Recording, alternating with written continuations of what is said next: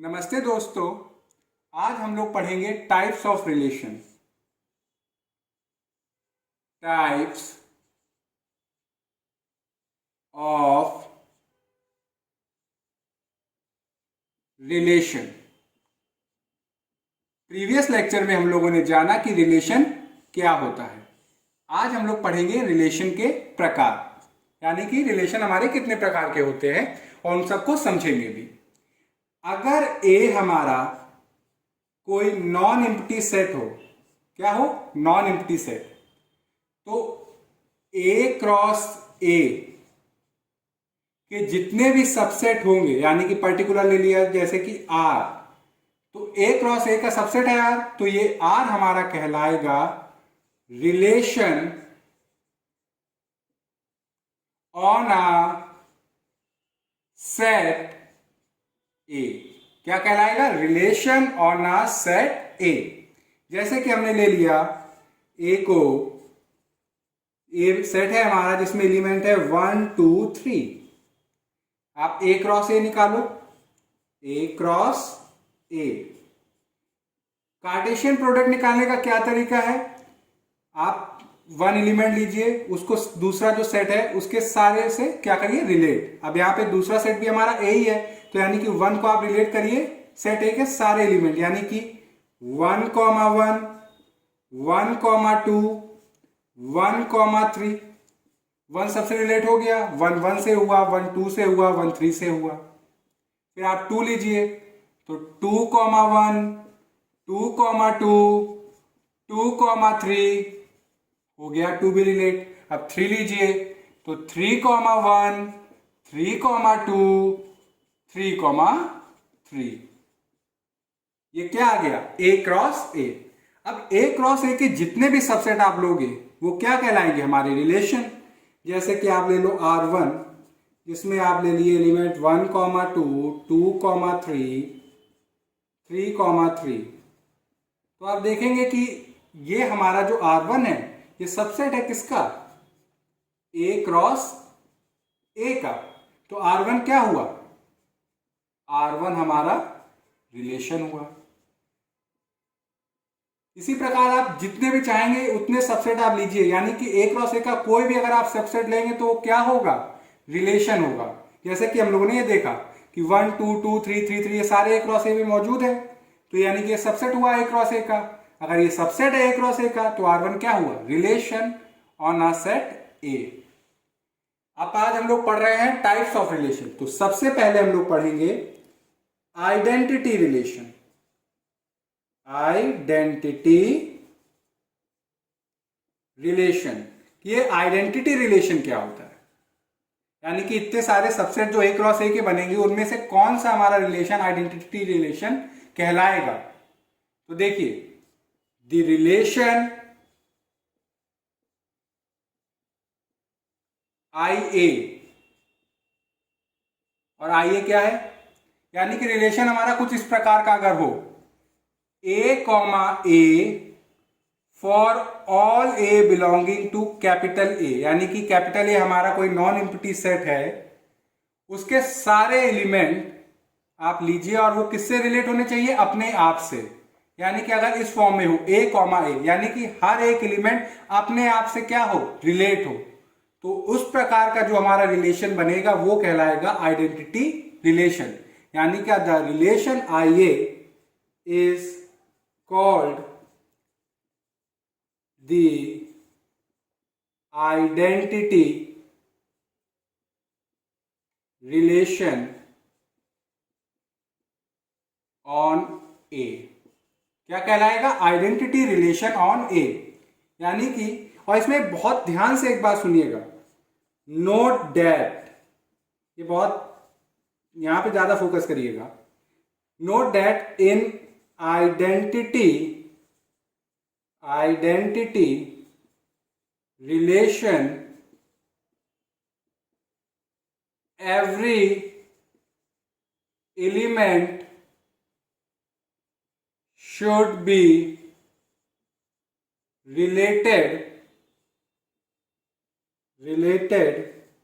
to itself only। कहने का क्या मतलब है कि आइडेंटिटी रिलेशन हमारा कौन सा रिलेशन कहलाएगा? अगर कोई हमारा नॉन एम्प्टी सेट हो, उसके जो एलिमेंट्स हो वो सिर्फ और सिर्फ अपने आप से रिलेट हो और सारे हो, यानी कि अगर 1 2 3 हैं तो ये सारे एलिमेंट क्या हो, रिलेट हो किससे, अपने आप से और किसी से नहीं। यानी कि 1 1 का तो रिश्तेदार हो, मगर 1 ना 2 का रिश्तेदार हो, ना 1 हमारा 3 का रिश्तेदार हो। यानी कि हर एक एलिमेंट अपने आप का रिश्तेदार हो, किसी दूसरे का नहीं। क्या इस वर्ड पे आप फोकस करिए, एवरी एलिमेंट, यानी कि सारे एलिमेंट रिलेट होने चाहिए सिर्फ और सिर्फ अपने आप से और किसी से नहीं। यानी कि एवरी एलिमेंट पे फोकस करिए और ओनली पे फोकस करिए। यानी कि आइडेंटिटी रिलेशन में हर एक एलिमेंट सिर्फ और सिर्फ अपने आप से रिलेटेड हो। चलिए इसको समझते हैं हम लोग। यही सेट है हमारा ए। अब बताइएगा कि कौन सा हमारा रिलेशन आइडेंटिटी होगा। जैसे हमने लिया रिलेशन R1 जिसमें एलिमेंट है 1, 1, 2, 2। एक लिया हमने R2 जिसमें एलिमेंट है 1, 1, 2, 2, 3, 3, 2, 1। एक रिलेशन लिया हमने R3 और इसमें एलिमेंट है हमारे 1, 1, 2, 2, 3, 3। एक और लिया रिलेशन R4 जिसमें एलिमेंट है 3, 1, 3, 2, 2, 1 और ये। अब यहां पे ध्यान से देखिए, आइडेंटिटी रिलेशन जो है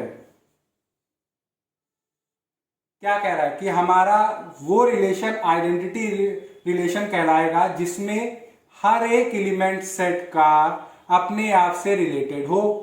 अब इसमें आप देखिए, सेट ए हमारा है जिसमें एलिमेंट है 1, 2 और 3।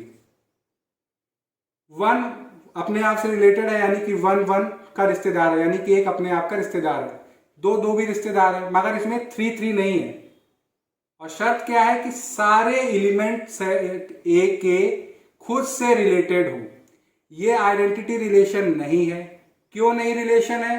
क्योंकि हमारा सेट ए में 3 एलिमेंट तो है, मगर ये अपने आप से रिलेटेड नहीं है R1 में, तो ये कैंसिल आउट हो गया। यानी कि ये आइडेंटिटी रिलेशन नहीं है। R1 हमारा आइडेंटिटी रिलेशन नहीं है। अब R2 को देखिए, सेट ए में 1 2 3, यानी कि ये सारे एलिमेंट अपने आप से तो रिलेटेड होने चाहिए। तो 1 1 है, यानी कि 1 अपने आप से रिलेटेड है, 2 भी अपने आप से रिलेटेड है, 3 भी अपने आप से रिलेटेड है। तो यानी कि ये तो आइडेंटिटी एलिमेंट की जो हमारी कंडीशन है उसको सेटिस्फाई कर रहा है, यानी कि सारे एलिमेंट सेट ए के अपने आप से रिलेटेड है। मगर प्रॉब्लम क्या कर रहा है, ये 2, 1। शर्त क्या है, ध्यान से देखिए कि every element should be related to itself, यानी कि हर एक एलिमेंट सिर्फ और सिर्फ अपने आप से ही रिलेटेड हो और किसी से नहीं। और यहां पे हो क्या रहा है कि 2 हमारा रिश्तेदार है 1 का, यानी कि 2 रिलेटेड है हमारा 1 से। 2 हमारा किससे रिलेटेड है, 1 से। और शर्त क्या है कि अगर आपको आइडेंटिटी रिलेशन होना है तो आपको सिर्फ और सिर्फ अपने आप से ही रिलेटेड होना है।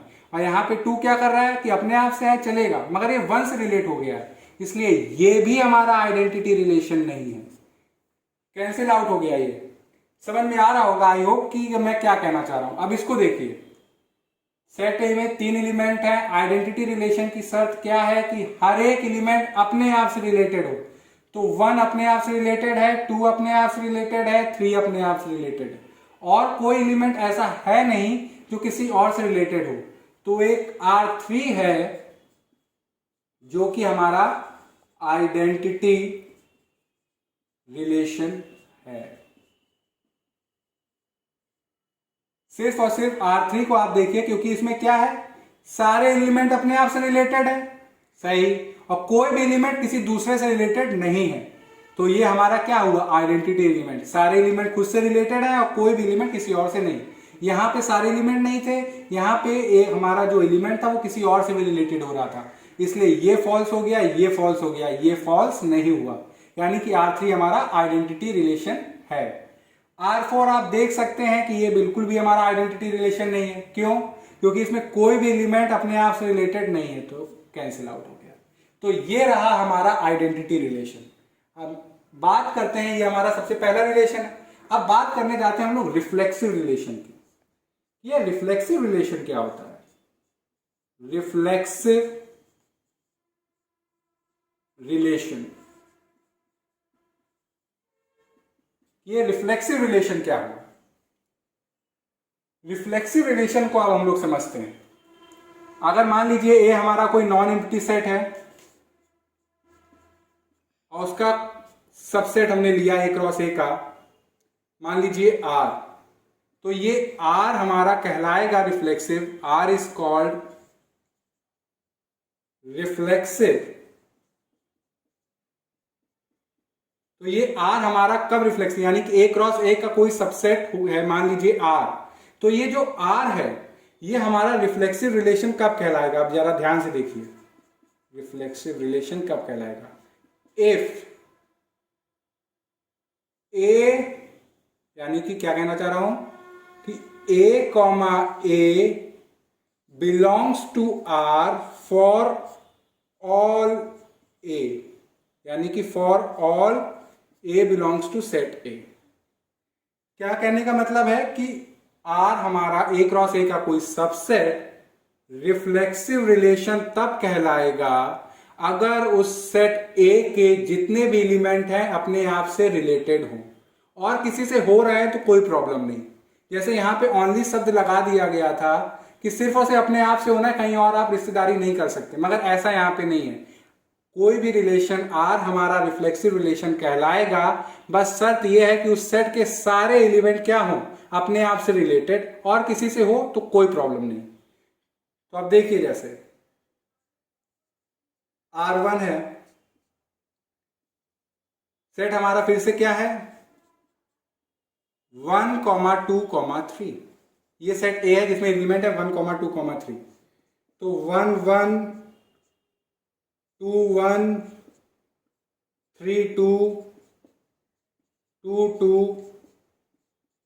3, 3, ये एक रिलेशन है। दूसरा रिलेशन हमने ले लिया 1, 1, 2, 2, 3, 3, और तीसरा एक और रिलेशन ले लेते हैं 3, 2, 1, 3, 2, 3। तो अब देखिए R1 रिलेशन को, शर्त क्या है रिफ्लेक्सिव रिलेशन की कि सेट ए कोई हो, उसके सारे एलिमेंट अपने आप से रिलेटेड होने चाहिए। सेट ए में 3 एलिमेंट हैं, तो आप R1 में देखिए कि सारे एलिमेंट जो सेट ए के हैं अपने आप से रिलेटेड हैं। तो 1, 1 से रिलेटेड है, 2, 2 से रिलेटेड है, 3, 3 से भी रिलेटेड है। तो यानी कि रिफ्लेक्सिव रिलेशन की जो कंडीशन है वो सेटिस्फाई हो रही है। 2, 1 और 3, 2 से हमें कोई लेना देना नहीं है इसमें। रिफ्लेक्सिव रिलेशन होने के लिए बस आपको एक चीज ध्यान रखनी है कि सेट ए के सारे एलिमेंट क्या हो, अपने आप से तो जरूर रिलेटेड हो, यानी कि हर एक एलिमेंट अपने आप का रिश्तेदार हो, और किसी का रिश्तेदार हो रहा है तो हमें कोई प्रॉब्लम नहीं। यानी कि अगर 1, 1, 2, 2, 3, 3 है, बस हमारे लिए काफी है। अगर 2, 1 का रिश्तेदार है और 3, 2 का रिश्तेदार है तो हमें उससे कोई प्रॉब्लम नहीं। तो R1 हमारा क्या होगा रिफ्लेक्सिव रिलेशन, रिफ्लेक्सिव रिलेशन। अब R2 को देखिए, रिफ्लेक्सिव रिलेशन के लिए बस एक ही शर्त है कि सेट ए के सारे एलिमेंट अपने आप से रिलेटेड हो, और सेट ए में हमारे एलिमेंट हैं 1, 2, 3, और वो सारे एलिमेंट इससे रिलेटेड हैं, तो ये भी हमारा क्या है रिफ्लेक्सिव रिलेशन, रिफ्लेक्सिव है। ये R3 जो है ये हमारा रिफ्लेक्सिव नहीं है। क्यों? क्योंकि इसमें कोई भी एलिमेंट क्या नहीं है अपने आप से रिलेटेड, तो ये रिफ्लेक्सिव नहीं है। अब जैसे एक और ले ले R4 3, 2, 2, 2, 3, 3, तो क्या ये हमारा रिफ्लेक्सिव रिलेशन है? ये भी हमारा रिफ्लेक्सिव रिलेशन नहीं है। क्यों नहीं है रिफ्लेक्सिव रिलेशन? क्योंकि 2, 2 और 3, 3 तो एक दूसरे से रिलेटेड है, यानी कि अपने आप से 2, 2 भी है, 3, 3 है, मगर शर्त क्या है फॉर ऑल, यानी कि सेट ए के तो सारे एलिमेंट जितने भी उनको तो अपने आप से रिलेटेड होना ही होना है, और यहाँ पे 1, 1 नहीं है, इसलिए ये हमारा रिफ्लेक्सिव रिलेशन भी नहीं है। तो ये हम लोगों ने आइडेंटिटी रिलेशन पढ़ा, रिफ्लेक्सिव रिलेशन पढ़ा। अब बोर्ड रख करके आपको मैं आगे के रिलेशन बताता हूं। तो हम लोगों ने आइडेंटिटी रिलेशन पढ़ा, रिफ्लेक्सिव रिलेशन पढ़ा। तो अगर हम क्विकली अगर रिवाइज करें तो जैसे कि अब की हम लोग ले लेते हैं एलिमेंट ए बी सी,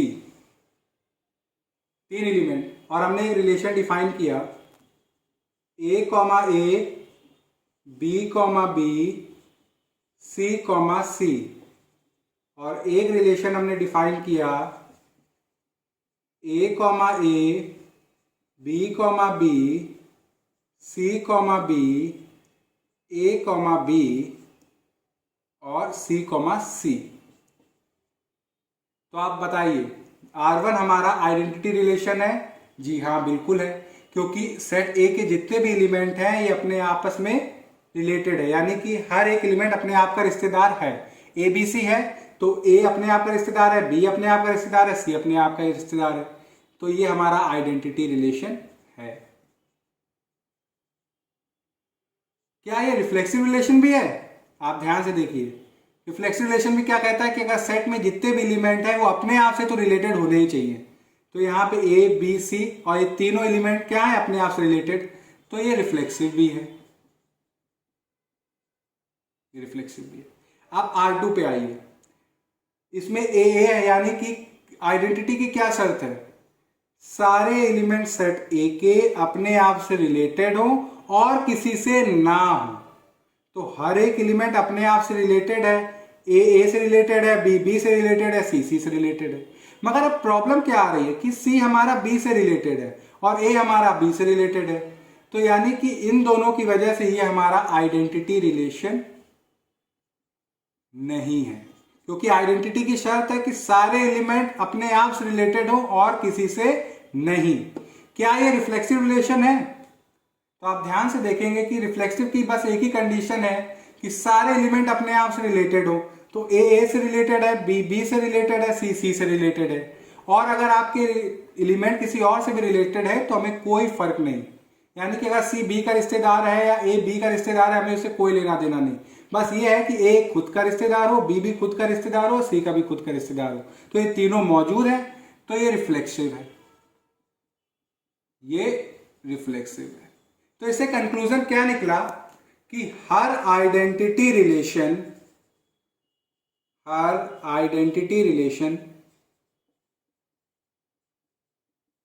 हमारा रिफ्लेक्सिव रिलेशन होता है, रिफ्लेक्सिव रिलेशन होता है। यानी कि अगर आपका आइडेंटिटी रिलेशन है तो वो डेफिनेटली रिफ्लेक्सिव रिलेशन होगा ही होगा। मगर ये जरूरी नहीं है कि हर रिफ्लेक्सिव रिलेशन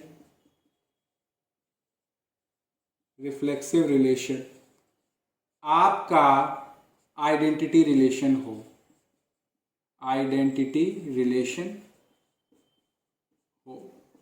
यानी कि अगर वो आइडेंटिटी है कोई रिलेशन तो वो रिफ्लेक्सिव होगा ही होगा। अगर वो रिफ्लेक्सिव है रिलेशन तो जरूरी नहीं है कि वो आइडेंटिटी हो। आप ये देख लीजिए, ये रिलेशन हमारा रिफ्लेक्सिव है मगर आइडेंटिटी नहीं है। तो मे और मे नॉट बी, मे और मे नॉट बी। ये एक याद करने वाली चीज है, एक अच्छा रिजल्ट है कि प्रत्येक आइडेंटिटी रिलेशन हमारा रिफ्लेक्सिव रिलेशन होता है, मगर हर रिफ्लेक्सिव रिलेशन आइडेंटिटी रिलेशन हो ऐसा जरूरी नहीं है। अब हम लोग पढ़ने जा रहे हैं irreflexive relation. Irreflexive relation, irreflexive relation क्या होता है? अगर ए हमारा कोई नॉन एम्प्टी सेट है तो ए क्रॉस ए का कोई सबसेट मान लीजिए आर। आर हमारा क्या है? सबसेट है ए क्रॉस ए का। तो ये आर हमारा कब कहलाएगा irreflexive relation? Then capital R is called irreflexive relation if no element of A is related to itself, यानी कि कोई भी एलिमेंट सेट ए का अपने आप से रिलेटेड ना हो, यानी कि कोई भी एलिमेंट अपने आप का रिश्तेदार ना हो। That is for all A belonging to capital A comma a does not belong to capital R, यानी कि अगर कैपिटल आर को रिलेशन होना है, वो भी इनरिफ्लेक्सिव रिलेशन। रुक जाइए बच्चों, अगर कैपिटल आर को इनरिफ्लेक्सिव रिलेशन होना है तो उसके लिए शर्त क्या है कि कोई भी सेट ए का एलिमेंट, मतलब कोई भी एलिमेंट अपने आप से रिलेटेड ना हो। जैसे कि फिर से सेट ए लेते हैं जिसमें एलिमेंट है 1 2 3। तो देखिएगा, एक रिलेशन लिया हमने 1, 1 2, 2 1, 3। एक रिलेशन लिया मैंने 1, 3 3, 1 2, 2। एक रिलेशन लिया मैंने 2, 1 3, 2 1, 3। तो आप देखिए R1 क्या हमारा इनरिफ्लेक्सिव रिलेशन है? नहीं। क्यों नहीं है? क्योंकि यहां पे दो एलिमेंट ऐसे एग्जिस्ट कर रहे हैं सेट ए के जो अपने आप से रिलेटेड है, यानी कि 1 अपने आप से रिलेटेड है, 2 अपने आप से रिलेटेड है, तो ये हमारा नहीं है इनरिफ्लेक्सिव रिलेशन, यानी कि ये हमारा इनरिफ्लेक्सिव रिलेशन नहीं है। अब इसमें देखिए 1 3 से रिलेटेड है, सही है, 3 1 से रिलेटेड है, सही है, मगर एक प्रॉब्लम क्या आ रही कि ये 2 अपने आप से रिलेटेड हो गया। अगर 2 यहां पे अपने आप से रिलेटेड ना हो गया, किसी और से रिलेटेड होता, तो ये हमारा इनरिफ्लेक्सिव रिलेशन कहलाता। इसलिए ये भी हमारा इनरिफ्लेक्सिव रिलेशन नहीं है, इनरिफ्लेक्सिव रिलेशन नहीं है। अब R3 को देखिए, R3 में ऐसा कोई भी एलिमेंट नहीं है जो अपने आप से रिलेटेड हो, यानी कि 2 1 से रिलेटेड है, 3 2 से रिलेटेड है, 1 3 से एलिमेंट है रिलेटेड है। तो शर्त क्या थी कि हमारा रिलेशन कोई इनरिफ्लेक्सिव रिलेशन तभी कहलाएगा अगर उस सेट ए के कोई भी एलिमेंट अपने आप से रिलेटेड ना हो, यानी कि ए क्रॉस ए में कोई भी ऐसा, अगर हम आर ले रहे हैं तो कोई भी एलिमेंट अपने आप से रिलेटेड ना हो।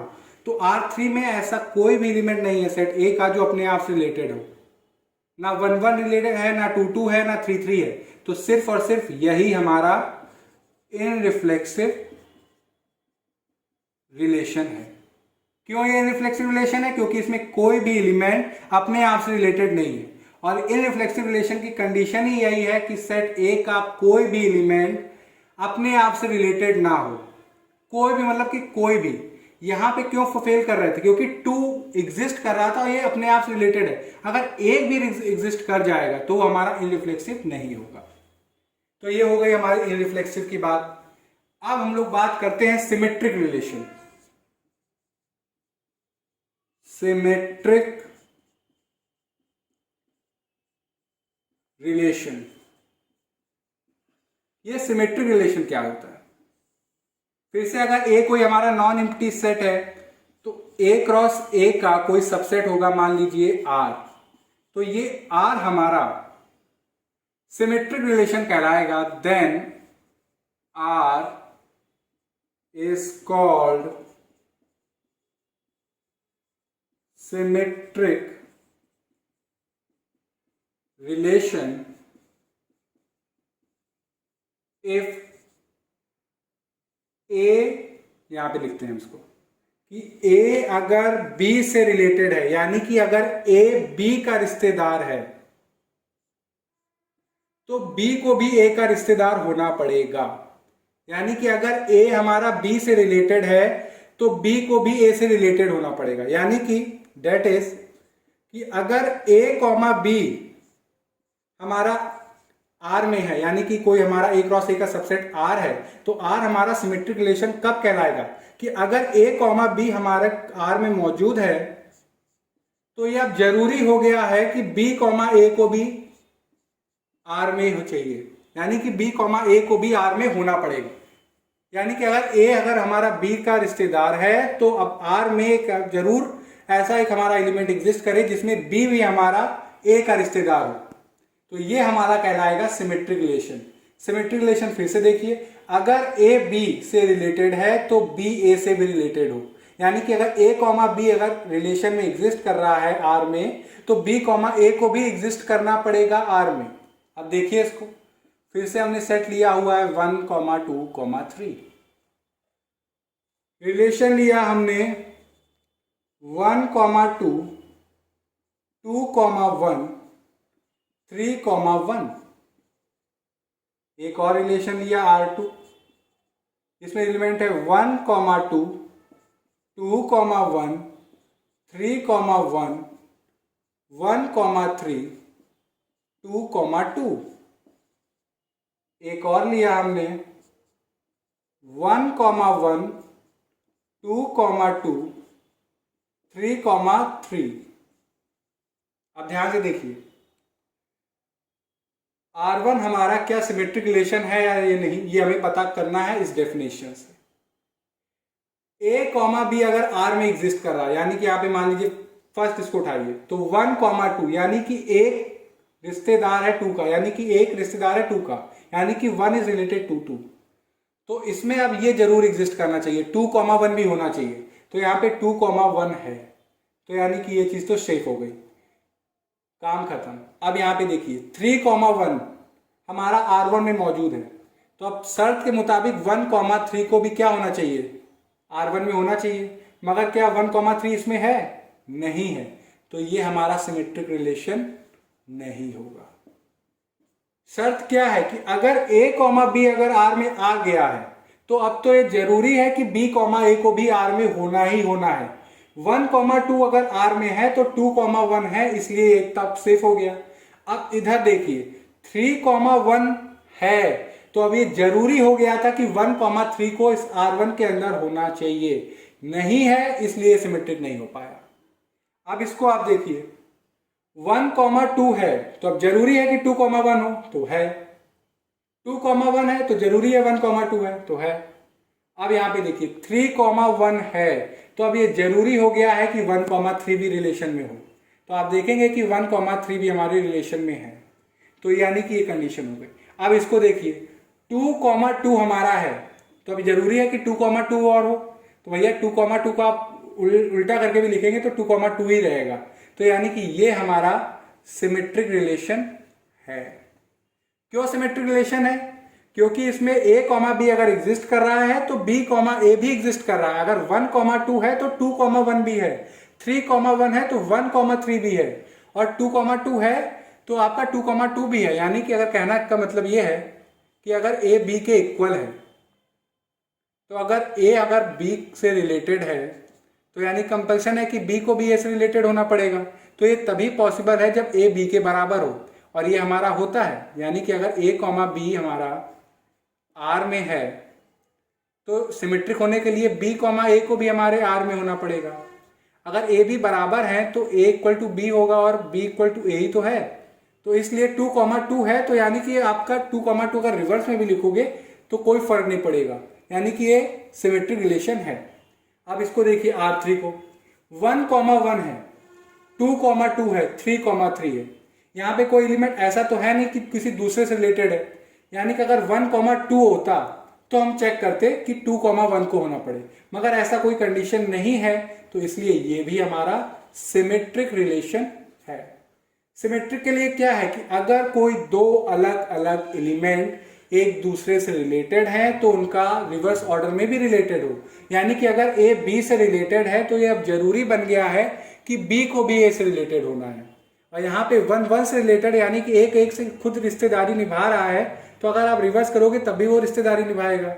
इसलिए R3 हमारा सिमेट्रिक है, R1 हमारा नहीं, R2 हमारा सिमेट्रिक है, R1 हमारा सिमेट्रिक नहीं है। तो बोर्ड रब करके आपको बाकी और रिलेशन बताता हूं। अब हम लोग पढ़ने वाले हैं एसिमेट्रिक रिलेशन। एसिमेट्रिक रिलेशन, ये एसिमेट्रिक रिलेशन क्या होता है? तो फिर से अगर A कोई हमारा नॉन एम्प्टी सेट है तो A क्रॉस ए का कोई सबसेट आर हमारा एसिमेट्रिक रिलेशन कब कहलाएगा? इफ कि अगर ए बी का रिश्तेदार है तो बी को ए का रिश्तेदार नहीं होना है। यानी कि कहने का क्या मतलब है कि अगर कोई रिलेशन आर है और उसको एसिमेट्रिक रिलेशन कहलाना है तो अगर ए कॉमा बी आर में बिलोंग कर रहा है तो अब ये कंपल्सन है कि बी कॉमा ए को आर में नहीं बिलोंग होना है। यानी कि ए कॉमा बी अगर आ गया है आर में तो बी कॉमा ए को नहीं आना है, तब ऐसे रिलेशन हमारे एसिमेट्रिक रिलेशन कहलाएंगे।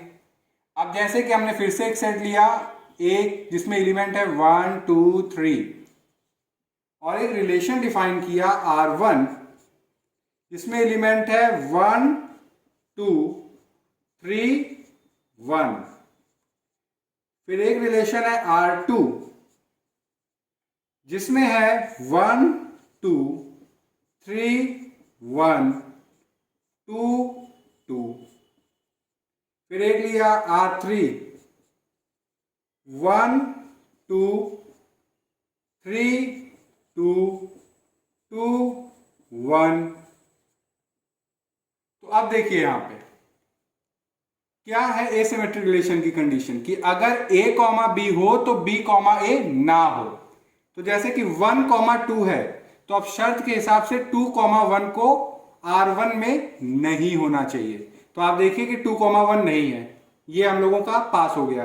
अब 3 कॉमा 1 है, 3 कॉमा 1 अब है R में, तो अब शर्त के हिसाब से 1 कॉमा 3 को R में नहीं होना चाहिए। तो 1 कॉमा 3 है इसमें नहीं है, तो ये क्या हुआ हमारा? ये हमारा हुआ एसिमेट्रिक रिलेशन। अब R2 की बात करते हैं।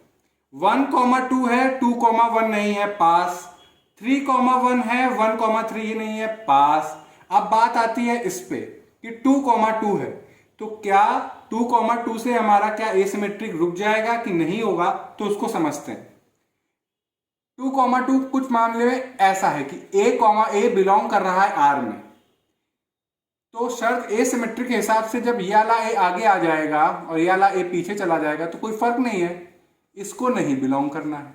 तो ऐसा तो पॉसिबल हो ही नहीं सकता ना कि अगर a कॉमा ए बिलोंग कर रहा है एक तरफ, फिर आप कह रहे हो कि a कॉमा ए बिलोंग नहीं करना चाहिए, तो कॉन्ट्रडिक्शन अकर हो गई।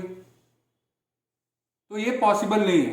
अगर आपके सेट में a कॉमा ए फॉर्म में अगर एलिमेंट आ जाता है आपके रिलेशन में तो वो एसिमेट्रिक कभी भी नहीं होगा, क्योंकि क्या कह रहा है? एक तरफ कह रहा है कि a कॉमा ए आर में आए और एसिमेट्रिक क्या कह रहा है कि जब हम लोग रिवर्स कर दें, इन्वर्स कर दें, तो a कॉमा ए इसको नहीं आना है। यानी कि अगर a कॉमा बी आ रहा है तो b कॉमा ए ना आए।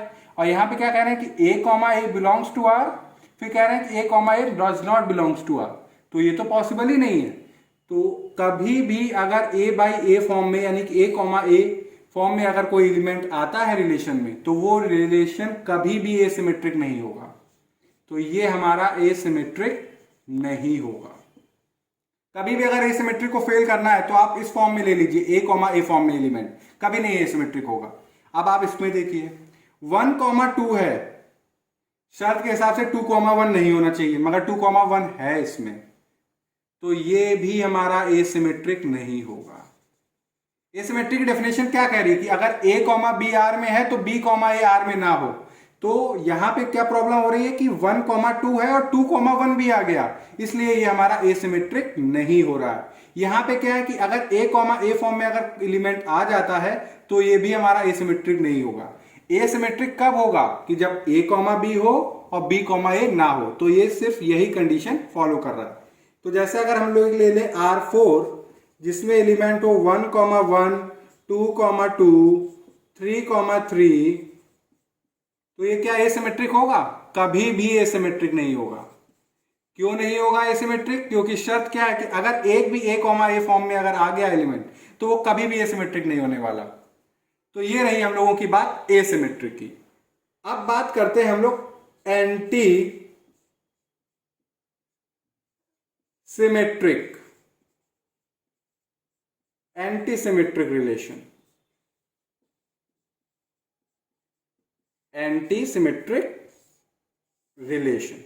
अब ये क्या होता है, फिर से अगर ए कोई नॉन एम्प्टी सेट है तो ए क्रॉस ए का कोई सबसेट आर हमारा एंटी सिमेट्रिक कब कहलाएगा। तो देखिए ये कह रहा है अगर ए को बी का रिश्तेदार है और बी ए का रिश्तेदार है तो ये तभी पॉसिबल है जब ए बी के बराबर हो। यानी कि अगर A comma B that is A comma B R में बिलोंग कर रहा है एंड बी कॉमा ए भी आर में बिलोंग कर रहा है, तो शर्त के हिसाब से अगर इसको एंटी सिमेट्रिक होना है तो ए बी को बराबर होना पड़ेगा। फिर ए बी को क्या होना पड़ेगा, इक्वल होना पड़ेगा। यानी कि जो ए सिमेट्रिक है वो तो एंटी सिमेट्रिक होगा ही होगा। कैसे, क्योंकि शर्त क्या है एंटी सिमेट्रिक की, अगर ए कॉमा बी बिलोंग कर रहा है और बी कॉमा ए बिलोंग कर रहा है तो शर्त के हिसाब से ए बी के बराबर होना चाहिए। वरना अगर ए कॉमा बी बिलोंग कर रहा है और बी कॉमा ए नहीं है तो अभी वो एंटी सिमेट्रिक है। समझिए इसी के एग्जांपल से 1 कॉमा 2 है, 2 कॉमा 1 नहीं है, सही है, पास हो गए हम। 3 कॉमा 1 है और 1 कॉमा 3 नहीं है, तो ये क्या हुआ, एंटी सिमेट्रिक भी हुआ, एंटी सिमेट्रिक भी हुआ। अब इसमें देखिए 1 कॉमा 2 है, 2 कॉमा 1 नहीं है, सही है। 3 कॉमा 1 है, 1 कॉमा 3 नहीं, सही है। 2 कॉमा 2 है, तो क्या ये हमारा एंटी सिमेट्रिक है? जी बिल्कुल ये हमारा एंटी सिमेट्रिक होगा। क्यों होगा उसको समझते हैं, ध्यान से देखिएगा। वो क्या रहा है, अब जैसे आप R2 वाला लेते हैं, 1 कॉमा 2, 3 कॉमा 1, 2 कॉमा 2 ये दिया हुआ है। शर्त क्या है कि अगर A कॉमा B और B कॉमा A अगर R में है और उनको एंटी सिमेट्रिक होना है तो उनको क्या होना पड़ेगा, इक्वल। अगर A कॉमा B है और B कॉमा A है ही नहीं तो हम लोगों का टेस्ट करने का कुछ रह ही नहीं गया, तो हम लोग क्या टेस्ट करेंगे। जैसे कि अगर आप हार्ड वर्किंग हो प्लस आप पैशनेट हो अपने गोल के लिए, तो आप अपना एम को अचीव करोगे, ठीक। मगर अगर आपकी पहली कंडीशन, अगर आप हार्ड वर्किंग हो ही नहीं तो आप बाकी रेस्ट ऑफ कंडीशन पे कैसे जा सकते हो। एम तक आपके पहुंचने का रास्ता ही खत्म हो जाता है, अब हमें कोई लेना देना नहीं। अगर आप हार्ड वर्किंग अपना हटा दो तो आपको क्या मतलब कि एम तक पहुंचे कि ना पहुंचे। उसी हिसाब से अगर ए कॉमा बी है और बी कॉमा ए है ही नहीं तो बाकी का टेस्ट करने का है ही नहीं कोई कंडीशन, इसलिए ये हमारा क्या हो जाएगा, एंटी सिमेट्रिक। आप इसको देखिए कि 2 कॉमा 2 आर में बिलोंग करे और 2 कॉमा 2 भी आर में बिलोंग करे, ये पॉसिबल है क्योंकि 2 इक्वल टू 2 है। तो ये क्या हुआ हमारा एंटी सिमेट्रिक, क्योंकि क्या है कि अगर ए कॉमा बी बिलोंग कर रहा है और बी कॉमा ए भी बिलोंग कर रहा है तो ए बी के बराबर हो। तो जहां हम लोग कहते थे कि ए सिमेट्रिक में कि अगर ए कॉमा ए फॉर्म में अगर कोई एलिमेंट आ जाएगा तो कभी भी हमारा क्या नहीं होगा, ए सिमेट्रिक नहीं होगा। मगर एंटी सिमेट्रिक में हमने छूट दे रखी है कि अगर ए कॉमा ए फॉर्म में भी अगर एलिमेंट है तो वो हमारा एंटी सिमेट्रिक हो सकता है, एंटी सिमेट्रिक हो सकता है। अब इसको मैं रब कर देता हूं। और अगर एंटी सिमेट्रिक का आपको एग्जांपल लेना है तो जैसे एक दिखा देते कि एंटी सिमेट्रिक नहीं है, R3 जैसे आप ले लीजिए। कौन सा हम लोग एग्जांपल लेते हैं कि यही वाला ले लेते हैं, R3। 1 कॉमा 2, 3 कॉमा 2, 2 कॉमा 1, ये देखिए आप 1 कॉमा 2 बिलोंग कर रहा है R3 में और 2 कॉमा 1 भी बिलोंग कर रहा है R3 में। मगर क्या 1 2 के इक्वल है, नहीं है, तो ये हमारा एंटी सिमेट्रिक नहीं हो पा रहा। क्यों, क्योंकि क्या शर्त है, ए कॉमा बी आर में हो, बी कॉमा ए आर में हो, ये तभी पॉसिबल है कि एंटी सिमेट्रिक होगा जब ए बी के इक्वल हो। और यहाँ पे देखिए 1 कॉमा 2 R3 में है, 2 कॉमा 1 भी R3 में है, तो शर्त के हिसाब से ए बी के इक्वल होना चाहिए। मगर ऐसा तो है नहीं कि ए बी के इक्वल हो, क्योंकि 1 2 के इक्वल नहीं है, तो ये हमारा एंटी सिमेट्रिक नहीं होगा, ये हमारा एंटी सिमेट्रिक नहीं हो रहा है। क्यों नहीं हो रहा है? क्योंकि 1,2 है और 2,1 है और 1 = 2 नहीं होता है, इसलिए हमारा एंटी सिमेट्रिक नहीं है। अब लास्ट हम लोगों का रिलेशन है transitive relation. Transitive relation, transitive relation क्या होता है? फिर से अगर ए हमारा कोई नॉन एम्प्टी सेट है और आर हमारा सबसेट है ए क्रॉस ए का, और आर हमारा क्या है? सबसेट है ए क्रॉस ए का, तो ये ट्रांजिटिव रिलेशन कब होगा? अगर ए बी का रिश्तेदार है और बी सी का रिश्तेदार है, तो ये जरूरी हो गया है कि ए को सी का रिश्तेदार होना ही पड़ेगा। यानी कि अगर ए कॉमा बी आर में हो,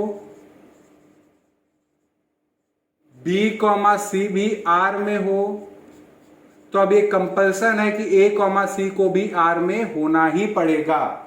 अगर ये है तब हमारा रिलेशन ट्रांजिटिव रिलेशन कहला पाएगा। अब जैसे कि आप एलिमेंट ले लो 1 2 3, 1 2 3। अब आप देखिए यहां पे आपने रिलेशन लिया R1 जिसमें एलिमेंट है 1, 2, 2, 3, 1, 3। एक रिलेशन लिया R2 जिसमें एलिमेंट है 1, 2, 2, 3। बस, या एक और ले लेते इसमें 1, हम ले लेते हैं 1, 1। R3 एक लिया हमने, इसमें एलिमेंट है 1, 1, 2, 2, 3, 3। और एक R4 रिलेशन लिया जिसमें हमने एलिमेंट ले लिए 3, 2, 1, 3, 1, 2 और 1 कर दिया। अब जरा देखिए क्या ट्रांजिटिव होने के लिए कंडीशन है कि A अगर B का रिश्तेदार है, यानी कि A कॉमा B अगर R में हो और फिर B कॉमा C भी R में है, तो अब जरूरी है कि A कॉमा C को होना ही होना है। तो देखिए 1 का रिश्तेदार 2 है, यानी कि 1, 2 है, 2, 3 है, तो अब जरूरी हो गया है, यानी कि 1, 2 अगर R में है, R1 में है, 2, 3 भी अब R1 में आ गया, तो अब कंडीशन के हिसाब से क्या होना चाहिए कि 1, 3 को भी R1 में होना चाहिए। तो 1, 3 भी हमारा R1 में है, तो ये क्या हो गया हमारा ट्रांजिटिव रिलेशन। अब इसमें देखिए 1, 2 है, 2, 3 है, मगर क्या 1, 3 है इसमें? नहीं है, तो ये हमारा ट्रांजिटिव नहीं है। अब आप इसमें देखिए 1, 1 है, 2, 2 है, 3, 3 है। आपको इसको वही बता रहा हूं कि अगर आप हार्ड वर्किंग हो, फिर पैशनेट हो, तो आप अपने एम को अचीव करोगे। मगर अगर आप हार्ड वर्किंग ही नहीं हो तो हम आगे की बात क्यों करें?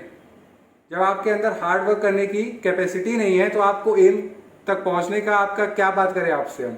तो इसी हिसाब से अगर आप A, B है ही नहीं तो हम बाकी के टेस्ट क्यों लगाएं?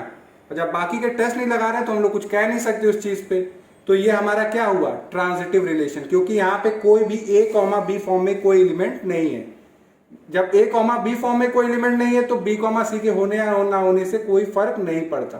इसलिए ये हमारा क्या हो गया ट्रांजिटिव, क्योंकि क्या है कि अगर A, B हो और B, C हो फिर तो A, C होना ही होना है। मगर अगर A, B नहीं है तो हमारा कोई फर्क ही नहीं पड़ता। आप सीधे कह सकते हो ट्रांजिटिव रिलेशन है। ट्रांजिटिविटी कब चेक करोगे कि जब A, B हो और B, C है, तब भैया आपको बिल्कुल श्योर होना पड़ेगा कि A, C को भी होना पड़ेगा R में।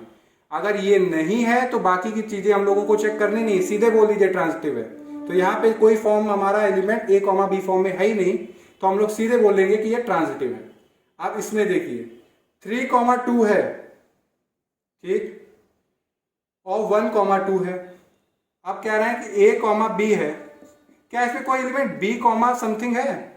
तो कोई नहीं है, कोई एलिमेंट का फर्स्ट मेंबर 2 है ही नहीं। तो जब ए कॉमा बी है, बी कॉमा सी नहीं है, तो बात ही क्यों करनी है हमें? यानी कि अगर आप हार्ड वर्किंग हो, आप पैशनेट नहीं हो, तो बात ही क्यों करें हम इस चीज के बारे में? मेरा कहने का मतलब क्या है कि जब हमारे पास कोई सफिशिएंट सर्टेन कंडीशन आएगी तब हम लोग आगे उसको चेक करेंगे। जब हमारे पास कोई कंडीशन ही नहीं है तो चेक करना ही नहीं है। अब 3,2 है और हमें 2,3 दिया ही नहीं हुआ, तुम क्यों चेक करें? सीधे बोलिए बिंदास, ये हमारा कोई प्रॉब्लम नहीं कर रहा। 1,2 है, अब यहाँ पे कोई भी एलिमेंट 2 से स्टार्ट नहीं हो रहा है, तो यहाँ पे भी चेक करने का कुछ नहीं है, तो ये भी हमारा क्लियर हो गया। तो ये भी ट्रांजिटिव है। ट्रांजिटिव कब आप चेक कर रहे हो? जब आपका ए बी हो, बी सी हो, तब आपके लिए कंपल्सन है कि ए सी को होना।